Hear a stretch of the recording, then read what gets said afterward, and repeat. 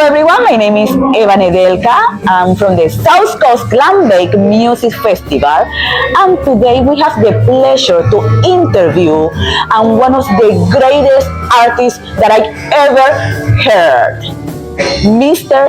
Tom Rigney. How are you, Mr. Rigney? I'm very well, thanks. It's such a great pleasure to have you with us. Thank you. I didn't met you before. I didn't hear your music before, but I heard so many comments about you. Like everyone knows you. This flavor that you have inside your body. I wanted to talk, the music that you play and the instrument, because it's not a violin, right? It is a violin. It's a violin?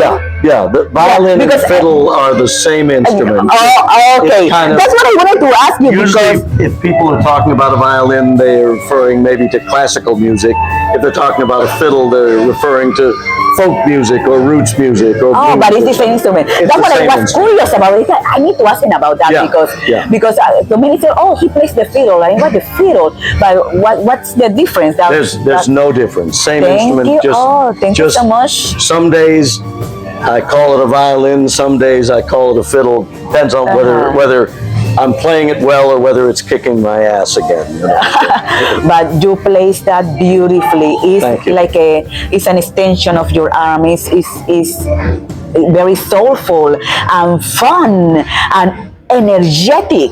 Well, an interesting thing about the violin is because you play it right here, it is very intimate. The relationship between what I'm doing physically and just how close the instrument is to me, there is a real intimacy that develops, and I think that comes out when I play. You know, people tell me that they see that. Yes, I saw that when I was looking at your performance, and I was so impressed. I was like, wow, this and the sound so beautiful. Yes, and I was dancing, let me tell you. I got my moves with your music, and that's what I wanted to talk to you. What are your influences? Because it's a little, it reminds me Mardi Gras, the Louisiana, the happiness. Definitely. There's a strong Louisiana, South Louisiana influence, Cajun music, Zydeco music, New Orleans music, second line, rhythms, the kind of syncopated, funky New Orleans rhythms. A lot of blues in my playing, and because most of the music that I perform is music that I've written, there are a lot of other influences. Irish music kind of sneaks in there, European styles. I write a lot of, in addition to kind of upbeat, driving music, I write, blues and rock and roll and ballads and waltzes and all great. I just don't put limitations on myself in terms of what I want to play. I play the music that feels right to me, or that I've written myself. It's great, and I admire you. How many years of career do you have? Because you've been here for a while, right? Yeah. My professional career has been going on for about 50 years. I've been a band leader for about 50 years. Looking great, great. Well, you see, it keeps me young. Definitely. So it's been a long time. So how old were you when you started playing the violin? I was 24 years old the first time I ever picked up a violin. And by the time I had been playing for a year, I was terrible. I was terrible at it. I had no previous musical experience, but I was so just obsessed with the violin. And all my friends, my parents, anybody who knew me thought I had lost my mind, and yet there was just something so compelling about the violin that I just kept scratching away at it. And it wasn't because it was, I didn't intend to become a professional musician. That wasn't the point. No? I Well, just wanted to learn how to play the violin. And then fairly quickly, I started playing music with some friends, and then I was the one And then to you got say, the call. You got the call. Yeah, exactly. I need to be yeah, I was the one who said, let's go see if we can get a gig, you know? Right. And all my friends were going, no, no, no, no, no. And they were all better musicians than I at the time, but I was the one who said, no, no, this is sounding good. Let's go see if we can play for some people. And I just kind of never looked back, you know? So I'm curious. Where are you from originally? The Bay Area, around San Francisco. San Francisco. Yeah, I live in Berkeley, California. But I've lived in the Bay Area my whole life. And how did you connect with the Louisiana sound? how did you connect with that? Well, there's a wonderful Creole accordion player from Lake Charles, Louisiana, named Queen Ida, Ida Guillory. And she was a friend. This was back in the 80s. Ida and my band had done some shows together, so I knew her. And one day she called me just after my band had broken up, and she said, Rigney, hey, I hear your band broke up. Oh, it's Ida. You want a job?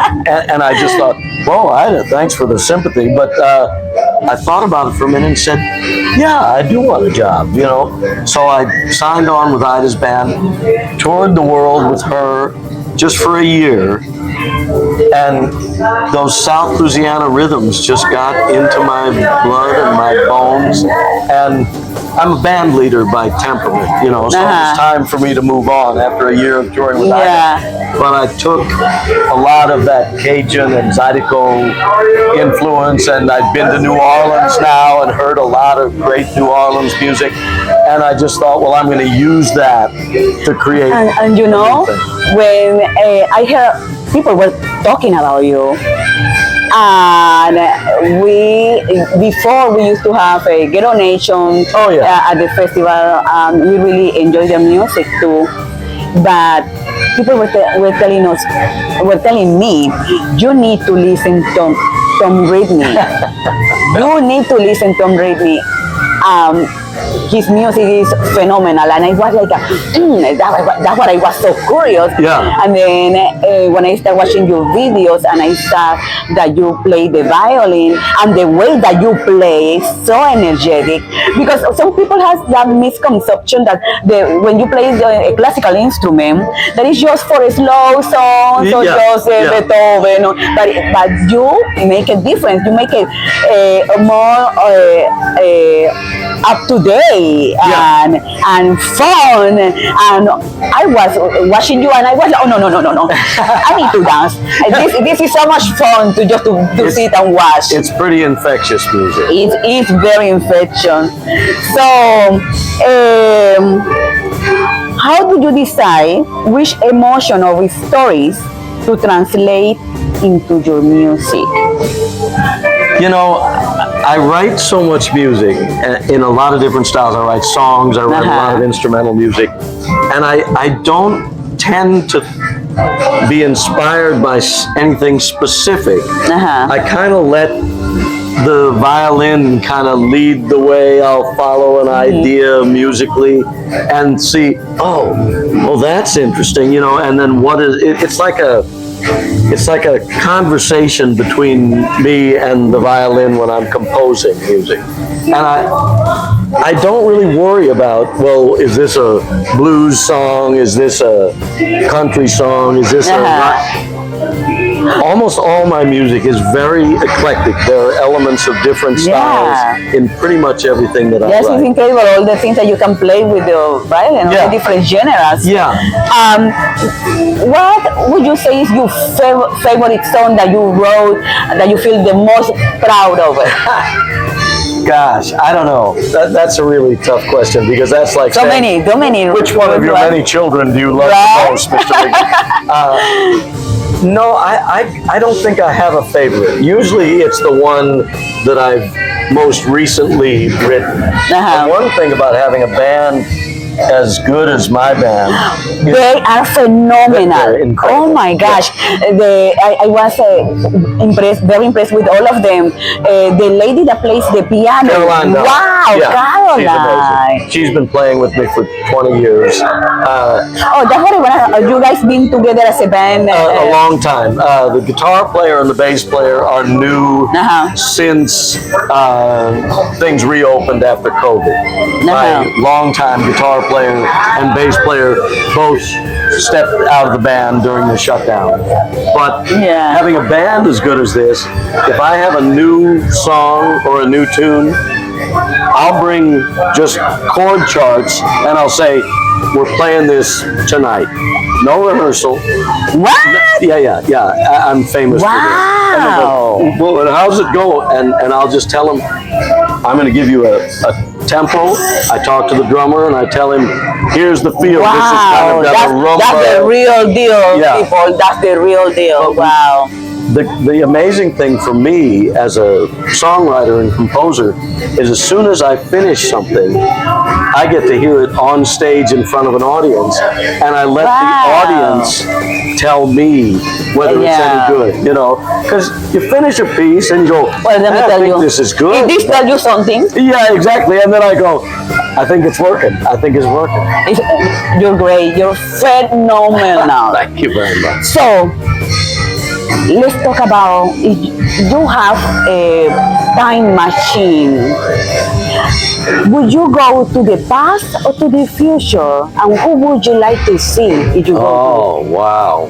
Well, that's an interesting question.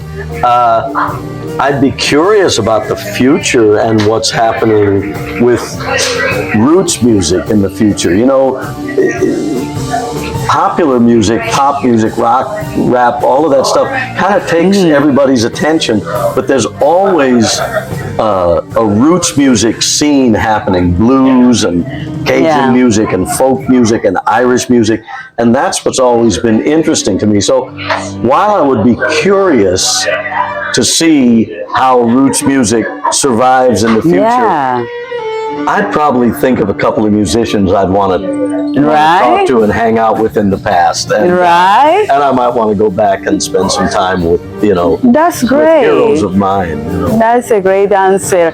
Well, Mr. Rigney, before I forget, what flambeau? Flambeau, what do that mean? It means flaming torch.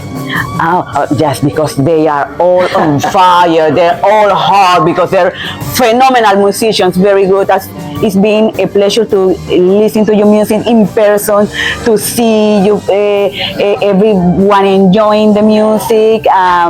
Thank you so much. We hope to see you here at the South Coast Clam Music Festival for many more years. Well, I hope so too. It's Thank been you a pleasure. so much. Thanks.